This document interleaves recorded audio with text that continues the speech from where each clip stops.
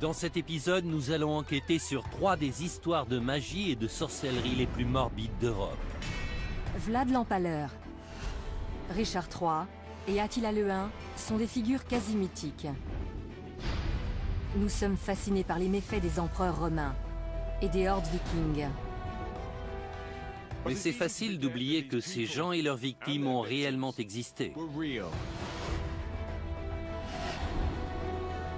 Et que la réalité est souvent plus complexe que la légende sanglante. Je m'appelle Joe Crowley, je suis journaliste. Je m'appelle Susanna Lipscomb, je suis historienne. Ensemble, nous allons dévoiler la réalité cachée derrière des personnages et des événements restés tristement célèbres. En revisitant les scènes de crime, c'est bon, affaire classée. Et en explorant de nouvelles pistes, regardez, voilà les preuves. Pour tirer des conclusions parfois étonnantes. Vous pensez connaître ces chapitres de l'histoire? Rien n'est moins sûr. Dans cet épisode, nous allons enquêter sur 3 des histoires de magie et de sorcellerie les plus morbides d'Europe. Quel rôle l'Inquisition espagnole a-t-elle joué dans les accusations de sorcellerie portées contre des milliers de gens? Tout ce que les victimes pouvaient faire, c'était prier et crier. Au cours du XVIIIe siècle, un groupe de voleurs masqués hollandais a-t-il vraiment agi sous la coupe du diable? Les seuls aveux que l'on a ont été obtenus sous la torture. Pourquoi une famille de fossoyeurs a-t-elle été tenue responsable de la propagation d'une maladie mortelle dans la petite ville de Frankenstein? Tout ça a été mis en scène de manière cruelle et macabre.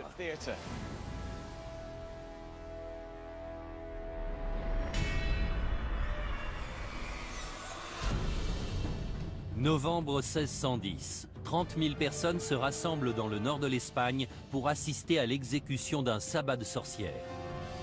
Maria de Arbourou, 70 ans, a été reconnue coupable d'être la reine des sorcières.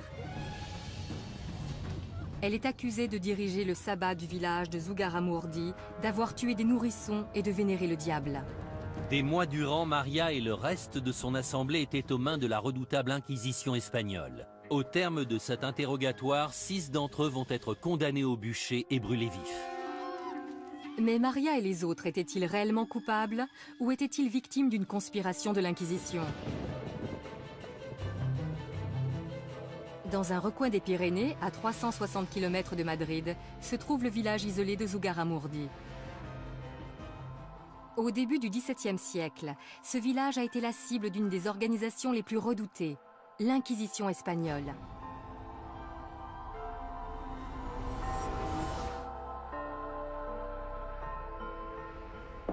En 1609, l'Inquisition est venue à Zugarramurdi enquêter sur une affaire de sorcellerie dénoncée par les membres du clergé de la région et leurs informateurs. Le village a depuis ouvert un musée entièrement dédié à cette affaire. Les noms des gens qui y étaient mêlés y sont référencés. Parmi eux figure Maria de Arbourou, accusée d'être la reine des sorcières. Instaurée à la fin du XVe siècle, la mission de l'Inquisition était de maintenir la pureté de l'Église et de superviser les Juifs et les musulmans convertis au catholicisme. L'historienne locale, Idoia Mentaberi, a enquêté sur l'affaire de sorcellerie de Zugarramurdi. Que s'est-il passé quand l'Inquisition a débarqué dans le village? Ils sont arrivés vêtus de leurs robes. Il y avait de quoi avoir peur. Ils ont arrêté des femmes, des personnes âgées et même des enfants. Le plus jeune avait 9 ans. Ils ont créé une telle atmosphère de panique et de peur que les villageois ont vite commencé à s'accuser entre eux pour tenter de sauver leur peau.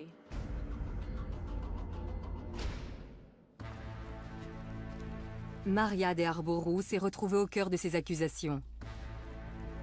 Les villageois la dénonçaient comme étant la reine des sorcières. Plus d'une vingtaine d'hommes et de femmes de Zugarramurdi ont été accusés de faire partie de son assemblée. Quels étaient les différents chefs d'accusation?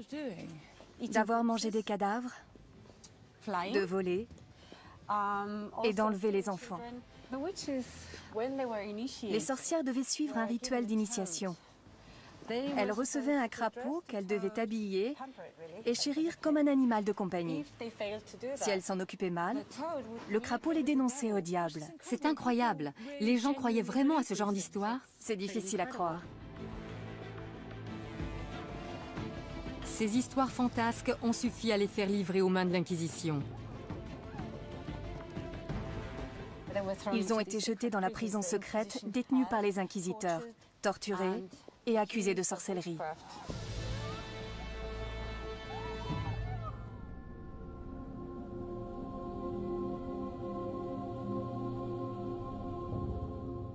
Idoia m'a décrit les terribles événements qui se sont tenus ici au XVIIe siècle. Mais j'aimerais comprendre comment ces habitants d'un coin reculé de la montagne ont pu croire en ces histoires au point d'exécuter d'autres villageois.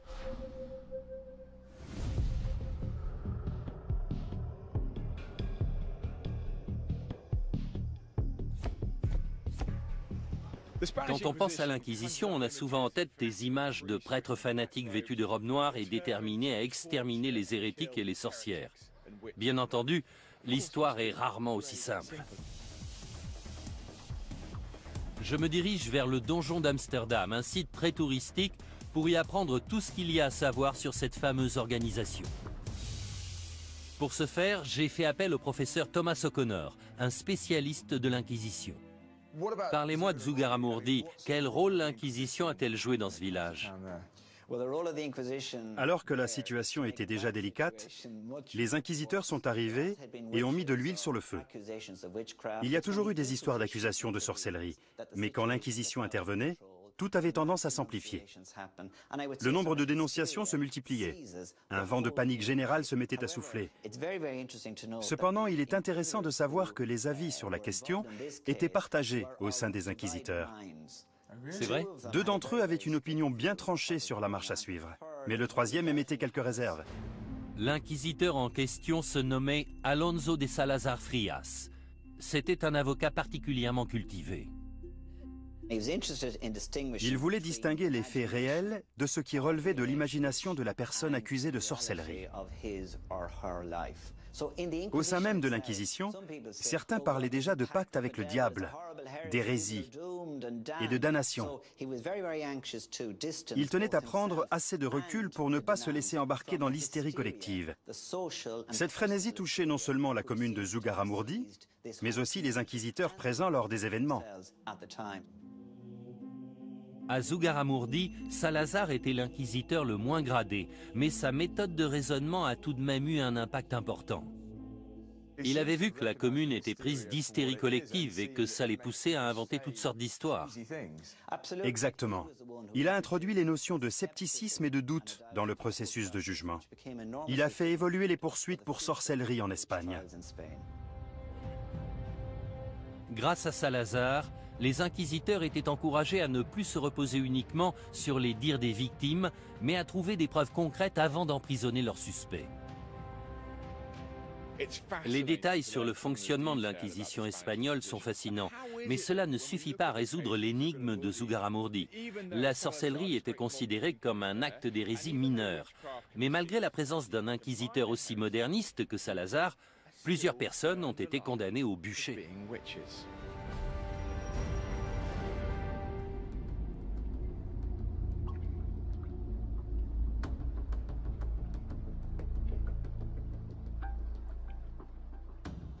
Joe a révélé l'impact tragique qu'a eu l'Inquisition espagnole sur le village de Zugarramurdi. De mon côté, j'aimerais savoir ce qui poussait ces villageois à croire que des sorcières vivaient parmi eux. Que s'est-il vraiment passé? Des gens affirmaient qu'une fois la nuit tombée, des sorcières les avaient emmenés de force dans leurs repères. Il me faut plus d'informations. Les gens inventaient-ils ces histoires ou est-ce qu'elles cachent autre chose?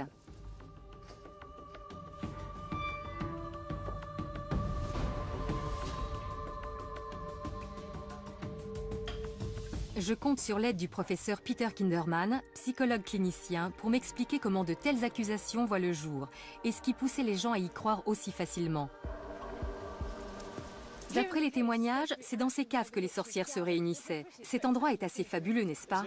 C'est un site extraordinaire. L'impact d'une histoire de sorcière est tout de suite plus fort quand il est censé se passer dans un endroit comme celui-ci.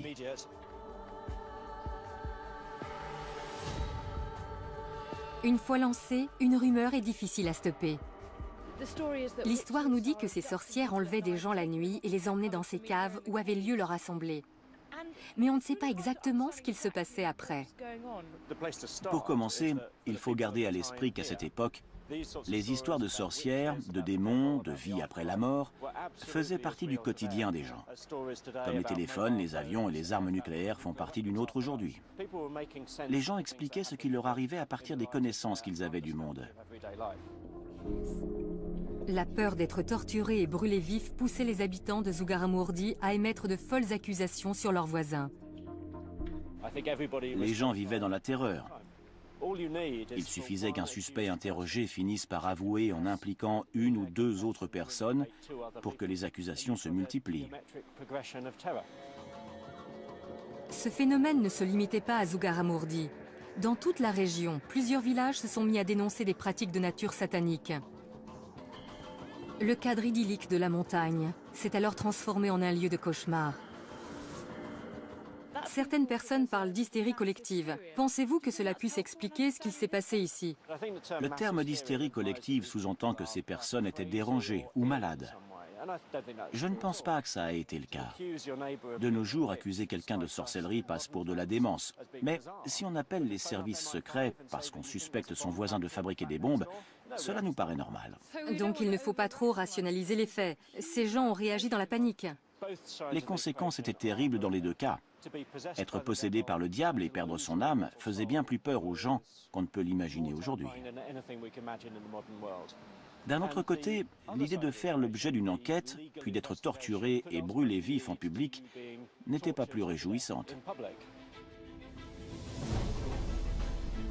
Maria et les autres victimes se trouvaient confrontées à un cruel dilemme. Seule leur foi pouvait les sauver, et elle allait être testée comme jamais.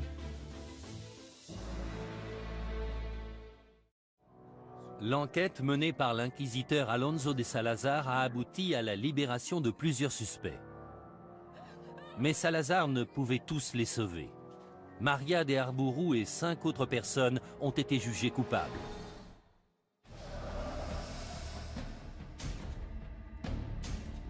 Maria et son soi-disant sabbat font partie des quelques milliers d'innocents à avoir été brûlés sur une période de 300 ans. Mais comment se passaient ces mises à mort? Et pourquoi étaient-elles aussi barbares? Pour répondre à ces questions, je retrouve le professeur Alison Rowlands, spécialiste de l'histoire de la sorcellerie. Alison, quel sort attendaient Maria et les autres accusés? Est-ce qu'ils avaient encore la moindre chance de s'en sortir? Ils auraient pu avouer qu'ils pratiquaient la sorcellerie. Un aveu aurait annulé la peine, même s'il se faisait alors qu'on les amenait au bûcher. Mais il faut prendre en considération la mentalité de l'époque. Les concepts d'au-delà et d'âme immortelle étaient au cœur de leurs croyances. Ces 6 individus ont sûrement pensé que faire de faux aveux aurait été un péché impardonnable.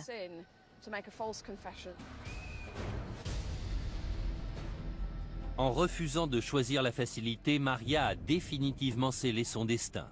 Elle et ses pairs étaient condamnés à trouver la mort d'une des pires façons imaginables. Pourquoi le bûcher? Pourquoi une mort aussi horrible? On ne pouvait pas les pendre ou les décapiter? Selon certaines croyances religieuses, le feu a le pouvoir de purifier l'âme d'un pécheur.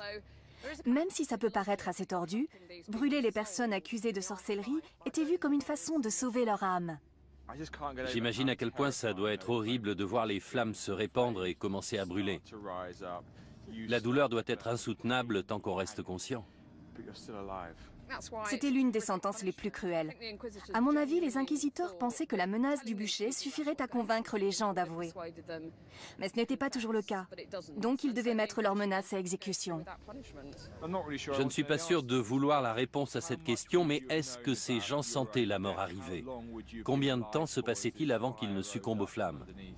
Malheureusement, il est presque certain qu'ils aient eu le temps de sentir l'odeur du feu et de subir l'atroce douleur causée par les flammes qui se rapprochaient.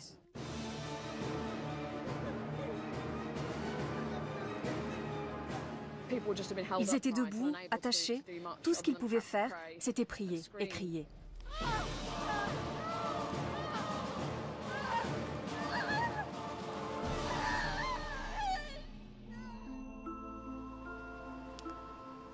Maria et les autres prétendues sorcières ont connu l'une des pires morts imaginables. Et dire qu'ils auraient pu en réchapper s'ils s'étaient repentis de leurs péchés. Cependant, Salazar a enclenché la fin de ces pratiques barbares. Son rapport à l'Inquisition a fait cesser les exécutions pour cause de sorcellerie en Espagne. Triste ironie du sort, les données qu'ils avaient récoltées à Zugarramurdi ont poussé l'Inquisition à gracier les sorcières du village seulement 4 ans après leur mort par le feu. «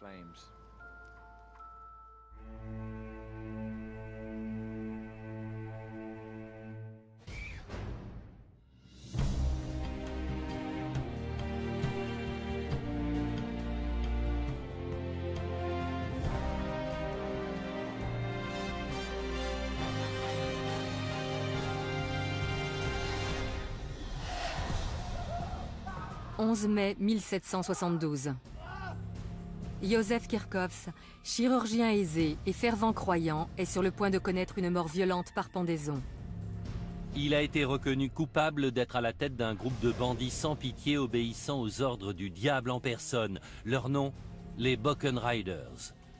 Pendant des années, ces bandits ont fait régner la terreur le long de la frontière hollandaise. Kirchhoffs a été condamné à la potence alors qu'il niait fermement faire partie du célèbre gang, et ce malgré des mois à subir d'affreuses tortures. Était-il un génie du grand banditisme ayant toujours mené une double vie, ou était-il réellement innocent ?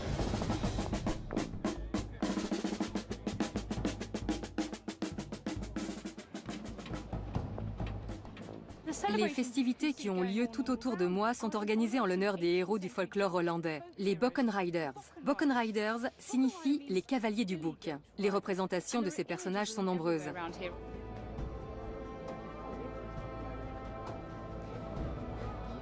En voilà un Bockenrider. Il chevauche un bouc, une torche à la main, et coiffé d'un chapeau de sorcière alors qu'il s'apprête à fuir sous un ciel rouge sang.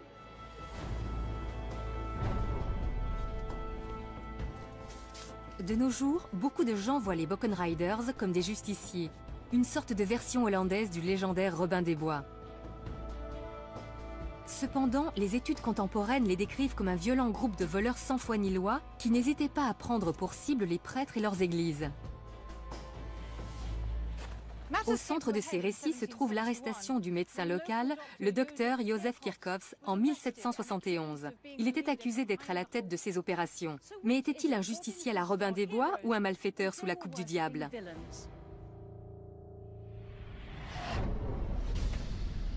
La ville de Herzogenrath est l'un des endroits clés de l'histoire des Bockenriders. Cette ville est maintenant allemande, mais se situe juste à côté de la frontière hollandaise. Je suis venu rencontrer François van Geroorten, président de l'association visant à préserver la mémoire des Bockenriders. François, qu'est-ce qui faisait des Bockenriders un groupe de bandits beaucoup plus terrifiants que les autres criminels? Comme tous les bandits, ils étaient accusés entre autres de vol et de cambriolage. Mais en plus, la légende dit qu'ils avaient fait un pacte avec le diable. Les vols étaient commis dans un périmètre si grand que les rumeurs disaient que le diable leur avait donné des boucs volants pour les assister dans leurs méfaits. L'efficacité impitoyable avec laquelle ces brigands agissaient ont poussé les autorités et la population à croire qu'ils obéissaient tous à une seule et même personne, un leader connu sous le nom de Józef Kirchhoffs. François, quel lien existe-t-il entre cette église et l'objet de notre étude, Józef Kirchhoffs? C'est l'église Sainte-Marie. C'est ici qu'il a été arrêté dans la matinée du 17 août 1771. Ça doit être choquant de se faire arrêter en sortant de l'église devant tous les paroissiens. Il y a de quoi se sentir humilié. Clairement. Il habitait une centaine de mètres plus loin. En l'espace d'un instant, il est passé du statut de citoyen respecté à celui de criminel. Dites-moi plus sur Kirchhoffs. Que sait-on de lui? Il est né en 1724. Après 9 ans dans l'armée, il est rentré chez lui. Et puis il est devenu le chirurgien officiel de la ville de Herzogenrath. Au moment de son arrestation, il était marié et il avait 6 enfants. Pourquoi est-ce qu'ils l'ont arrêté lui plutôt qu'un autre? Les autorités pensaient que le diable venait sur Terre pour séduire les gens pauvres d'esprit, qui ne savaient ni lire ni écrire, afin d'en faire des Bockenriders. mais leur chef devait forcément être quelqu'un de plus instruit. Ils ont pensé à Kirchhoffs. Ces accusateurs étaient persuadés qu'il menait une double vie. Aux yeux de ses concitoyens, il passait pour un bon chrétien, mais une fois la nuit tombée, il devenait le leader de ce groupe de criminels. C'est un peu comme Dr. Jekyll et Mr. Hyde. La formation militaire de Kirchhoffs pouvait certainement s'avérer utile au commandement d'un groupe de violents bandits. En plus de ça, plusieurs malfaiteurs présumés ont donné son nom sous la torture. Menait-il réellement une double vie? Était-il le chef tout-puissant de ce groupe de bandits? Je vais envoyer Joe consulter les archives officielles pendant que je me renseigne sur le fonctionnement des gangs.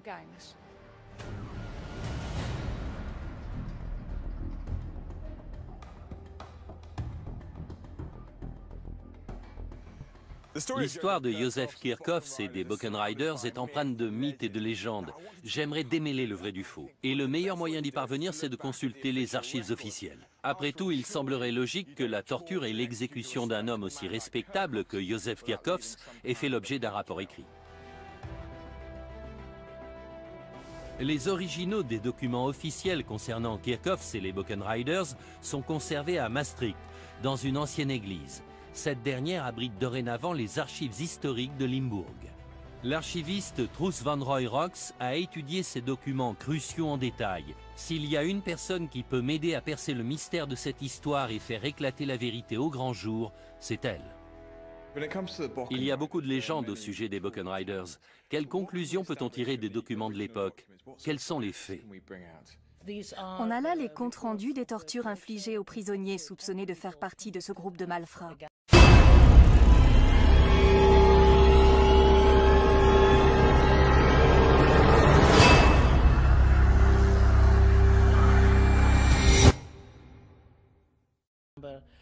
Ils étaient accusés d'entrer par effraction dans les maisons, les églises et les abbayes. Mais le mystère reste entier au sujet de la réelle culpabilité des prétendus Boken Riders. Les seuls aveux que l'on a ont été obtenus sous la torture. C'est assez déroutant. On trouve ici des milliers de documents juridiques et pourtant, aucun d'entre eux ne prouve sans équivoque que Kirchhoffs ait été à la tête de ce réseau criminel. Les seules preuves sont de vagues accusations faites sous la torture.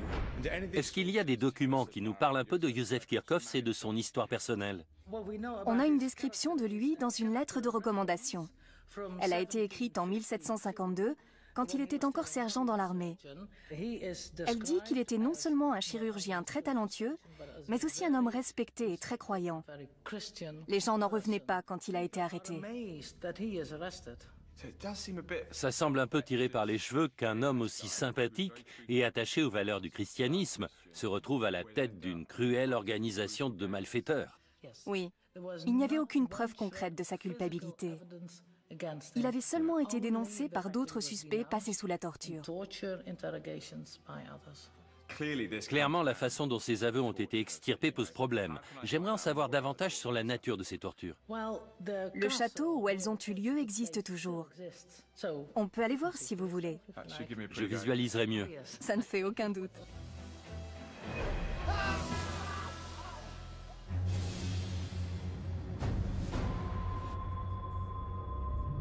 J'ai suivi Truus 35 km plus loin jusqu'au château d'Herzogenrath afin d'en apprendre davantage sur les atroces tortures infligées aux Boken Riders présumés.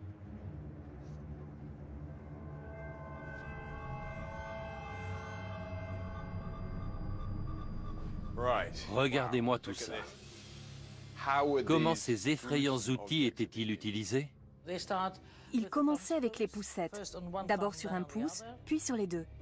Vous parlez des pouces, mais il y a la place d'y mettre la main entière. Même avec une simple pression, on sent que ça peut infliger d'atroces souffrances.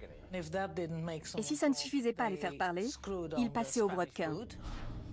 Comment ça marche? Cette partie se met derrière le mollet. Celle-ci est sur le tibia. La poignée permet de resserrer la vis, ce qui réduit le tibia en miettes. Puis dans un troisième temps, ils attachaient les mains de la victime derrière son dos et le suspendaient à l'estrapade. Par les mains? Oui, et les pieds ne touchaient pas le sol. Le poids du corps tout entier tirait sur les mains. Mais c'est possible, les bras doivent immédiatement se casser, non? Oui. Ils se cassent. Les organes éclatent et les épaules se disloquent. C'est le corps tout entier qui se retrouve réduit en bouillie. Certains rapports disent qu'au bout de seulement 5 minutes, les victimes criaient « Détachez-moi, je vais parler, je vais tout avouer, je n'en peux plus ».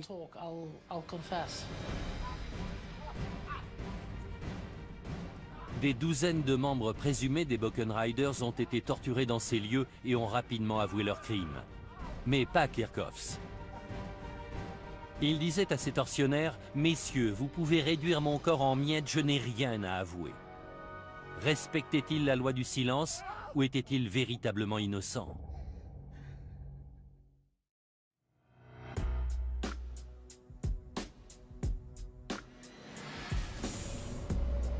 Józef Kirchhoffs n'a jamais avoué malgré les horribles tortures qu'on lui a fait subir. Aurait-il réussi à tenir sa langue jusqu'au bout s'il avait été coupable? Pour le savoir, je vais discuter avec Graham Johnson. Depuis plus de 10 ans, il enquête sur les barons du crime et les gangs sévissant actuellement. Les gangsters connaissent-ils l'identité de leur chef? Pas toujours. Les petites mains, ceux qui les recrutent et tous ceux qui occupent des postes secondaires ne savent pas forcément pour qui ils travaillent. On s'intéresse actuellement à Józef Kirchhoffs, qui était un membre respectable de sa communauté. Est-ce qu'on trouve vraiment ce genre de profil au sein d'un gang? Il arrive souvent que les chefs de gang aient une position sociale élevée au sein de leur communauté. Peu de gens connaissent l'identité de celui qui dirige actuellement la pègre locale. Si vous le rencontriez, vous ne penseriez pas une seconde qu'il est impliqué dans un gang. C'est un homme respectable, poli, cultivé, et pourtant, il est à la tête d'une organisation criminelle qui compte des centaines de membres et génère des centaines de milliers d'euros par an. Ils sont impliqués dans des affaires de drogue, de fraude fiscale, de vente d'armes et même de meurtre. Donc même l'homme le plus respectable d'une communauté peut travailler pour une organisation criminelle. Tout à fait. Ce sont des gens qui ont le sens des affaires, savent diriger et sont des gens en position de pouvoir. Ils font des chefs de gang idéaux. Ce principe est valable aussi bien en Angleterre aujourd'hui qu'en Allemagne il y a 200 ans.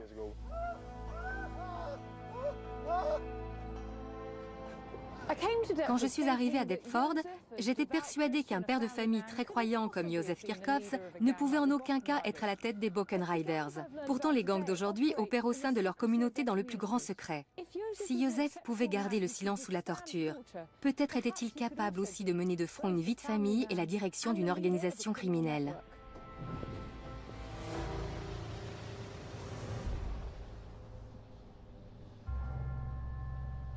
Malgré l'absence de preuves tangibles à l'encontre de Kirchhoffs, les juges étaient convaincus de sa culpabilité.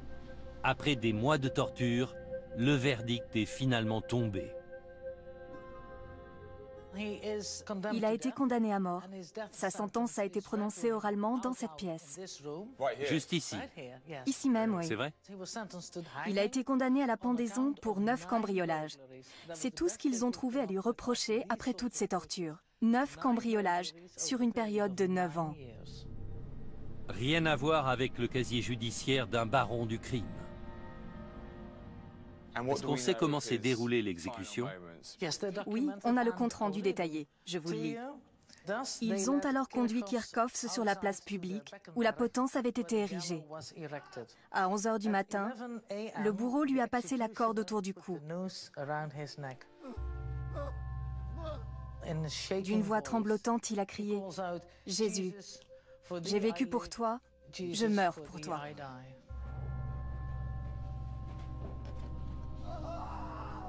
Vous pensez qu'il était impliqué dans cette affaire d'une manière ou d'une autre? Il est vraiment très peu probable qu'il ait pris part à leurs activités. Il n'y a pas la moindre preuve de son implication.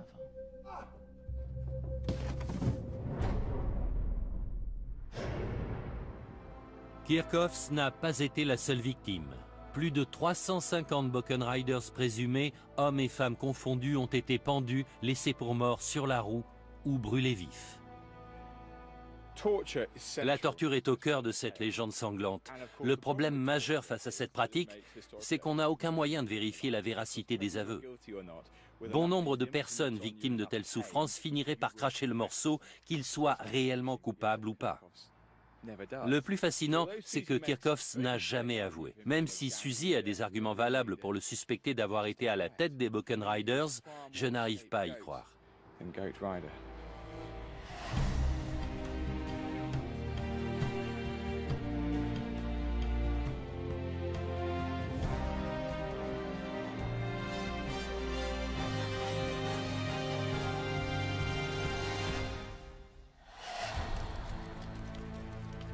« 26 septembre 1606.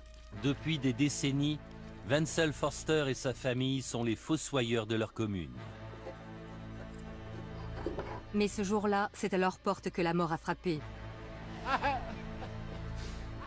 Forster, sa femme et ses domestiques vont être torturés puis brûlés vifs pour avoir répandu une épidémie meurtrière ayant causé la mort de plusieurs centaines de personnes. Ils étaient aussi accusés de cannibalisme, de nécrophilie et d'être les serviteurs du diable. Forster et sa femme ont-ils vraiment commis ces crimes sataniques? Ou ont-ils été victimes des préjugés et de la panique ambiante?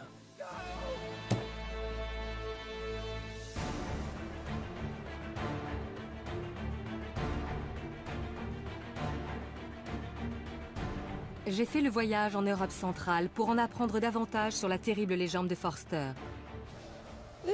Voici la ville de Żabkowice-Cieślawski, située au sud de la Pologne. Depuis des siècles, elle est le nœud commercial de cette zone rurale. Ce n'est pas le genre de ville qu'on s'attend à voir faire la une des journaux. Pourtant, en 1606, cette magnifique feuille d'information illustrée a été publiée à son sujet. Cet ancêtre des journaux d'aujourd'hui raconte l'histoire qui a fait connaître cette petite ville. Mais à l'époque, Żabkowice portait un autre nom. Elle s'appelait Frankenstein. C'est en 1818 que Mary Shelley a écrit son célèbre roman gothique racontant la vie de Victor Frankenstein et du monstre qu'il avait assemblé à partir de morceaux de corps humain. 200 ans plus tôt, la ville de Frankenstein a été au centre d'une autre histoire à en glacer le sang, quand des centaines de ses habitants ont été victimes de la peste. Le bulletin illustré ne parle pas seulement des victimes, mais aussi des gens supposés être à l'origine de cette épidémie.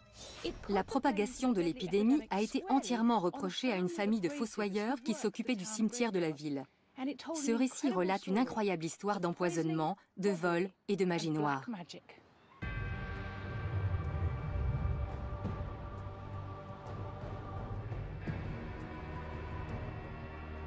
Au banc des accusés se trouvait Wenzel Forster, le fossoyeur en chef, mais aussi sa femme, ses domestiques et ses assistants. Je me suis rendue au cimetière où il travaillait pour rencontrer Karen Lambrecht, l'historienne qui a révélé au grand jour l'histoire de la peste de Frankenstein.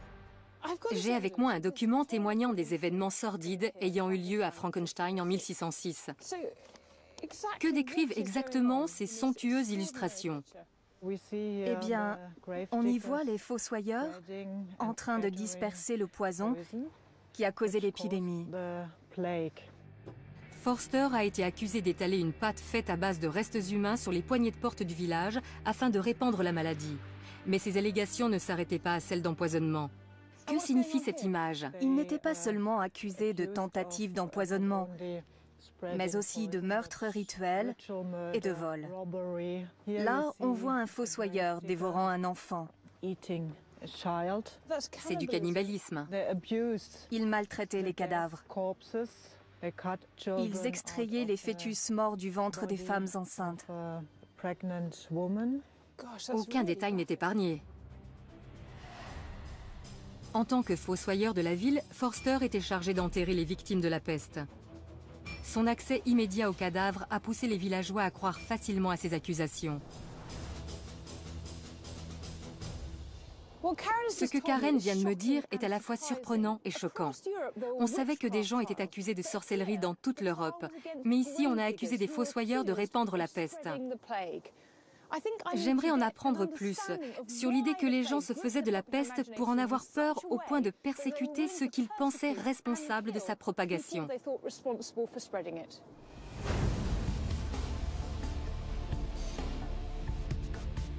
Je suis à Londres où 100 000 personnes sont mortes de la peste 60 ans après l'épidémie de Frankenstein. Je retrouve le professeur Robert Jout, un historien médical, à l'église Saint-Bride où reposent des centaines de victimes de la peste. Robert, pouvez-vous m'en dire un peu plus sur la peste? Sait-on combien de victimes elle a fait à Frankenstein? D'après les rapports de l'époque, il y a eu environ 1500 décès. C'est un chiffre assez élevé. Un quart de la population a trouvé la mort en l'espace d'1 ou 2 semaines. La mort était fulgurante. Et elle frappait sans prévenir, n'est-ce pas? C'est ça. Dans certains cas, les gens se levaient le matin comme si de rien n'était, puis mouraient dans la journée. C'est une mort aussi terrible que soudaine. Les gens en étaient terrifiés. Dans ces conditions, les victimes ne pensaient pas s'être assez préparées au jugement dernier. Ça les effrayait plus que tout. Quand la peste frappait, les églises débordaient de demandes d'inhumation.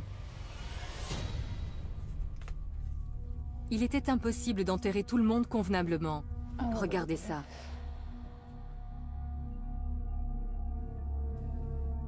On se rend mieux compte du traumatisme subi.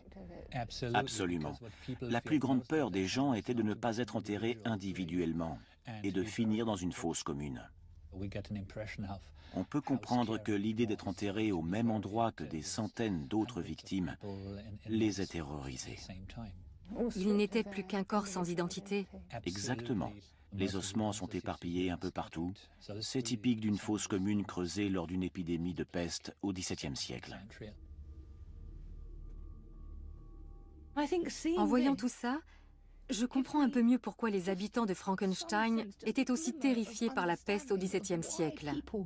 Ce genre de perspective peut facilement pousser les gens à s'en prendre aux potentiels responsables du désastre.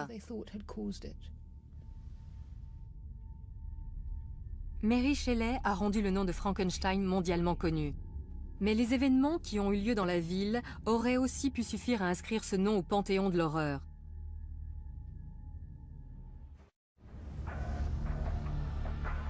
Suzy a découvert qu'un quart de la population de Frankenstein a succombé à la peste. Les fossoyeurs ont-ils réellement pu répandre l'épidémie à l'aide de potions empoisonnées? Y a-t-il un moyen de découvrir ce que contenaient ces potions?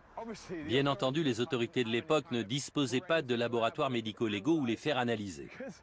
Personnellement, l'idée de potions pestiférées me semble un peu exagérée. On pourrait presque y voir un complot monté dans le but de s'en prendre aux fossoyeurs.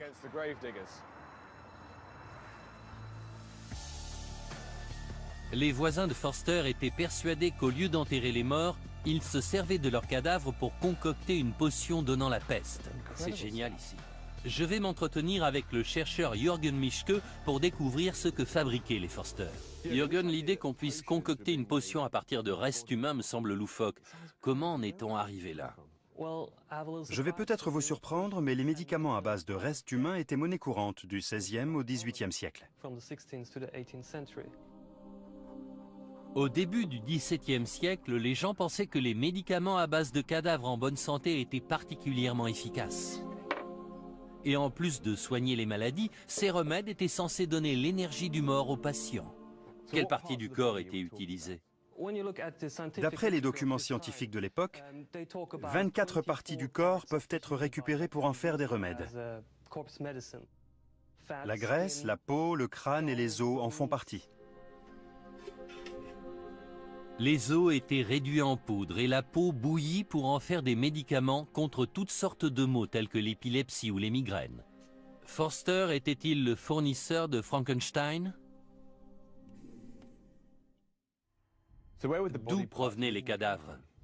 Il fallait aller voir le bourreau. Il avait tous les droits sur le cadavre des gens qu'il exécutait. C'était la seule façon de se procurer un corps jeune et sain.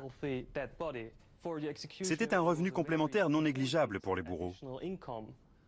Il est possible que certains fossoyeurs aient voulu en profiter aussi.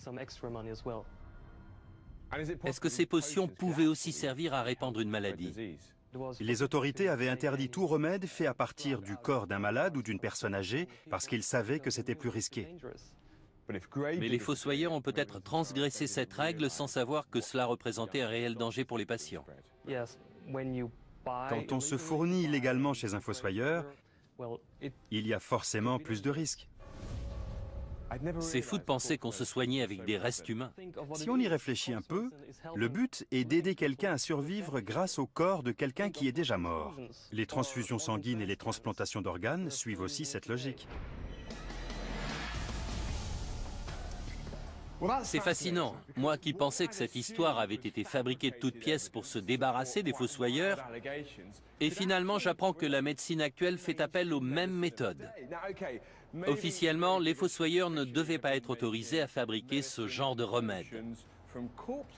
Mais cette éventualité ne semble plus aussi extravagante qu'avant. De plus, la fabrication de remèdes de cette nature faisait clairement d'eux les coupables idéaux.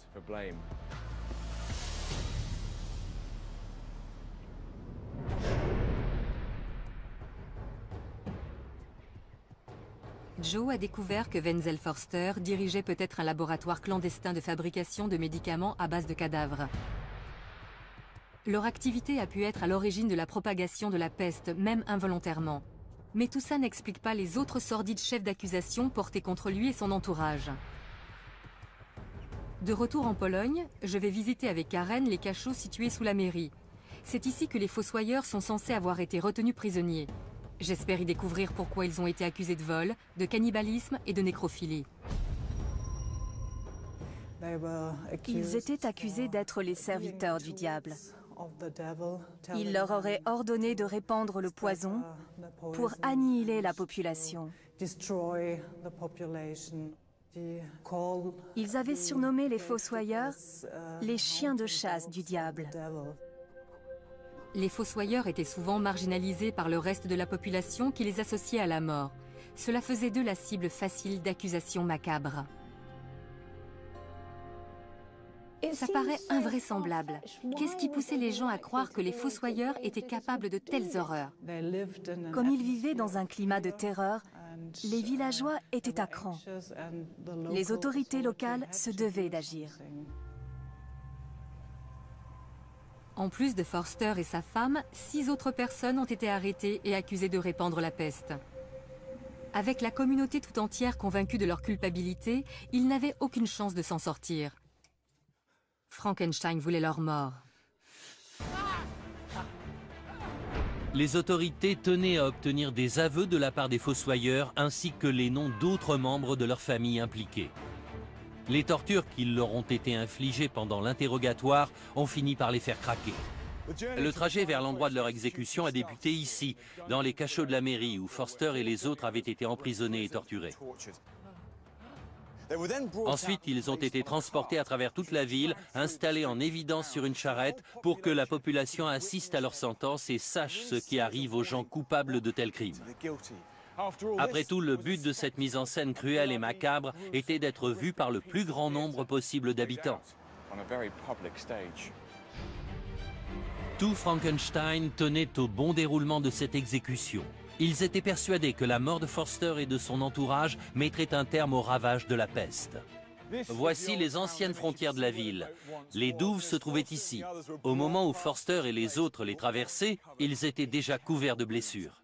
En plus des châtiments corporels, ils subissaient une véritable humiliation publique. Forster avait non seulement empoisonné ses voisins, mais aussi trahi son serment de servir la communauté. Déjà accablés par leurs blessures, les Forster ont fini par arriver ici, en dehors des limites de la ville, sur la colline des Potences.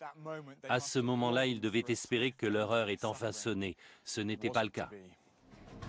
On a d'abord coupé les mains droites de Forster et de son assistant.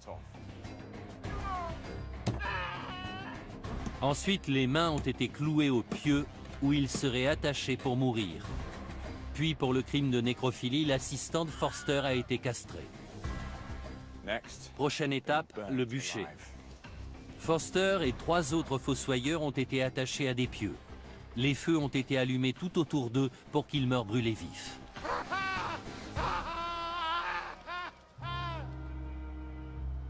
Pendant les 11 années qui ont suivi, d'autres familles de fossoyeurs ont été arrêtées, jugées et exécutées.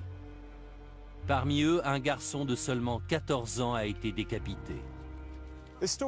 La terreur se trouve au cœur de cette affaire. Face à la peur, les hommes sont capables d'actes terribles. Les fossoyeurs sont devenus leur bouc émissaire. Ils avaient peut-être bel et bien utilisé des cadavres pour faire des potions. Ils ont peut-être même involontairement propagé l'épidémie. Mais ce genre de remède était courant à l'époque. Beaucoup de gens les utilisaient dans l'espoir de guérir. Les habitants de Frankenstein ont fait preuve d'une hypocrisie presque barbare en se retournant contre les fossoyeurs. Leur sentence a été irrévocable.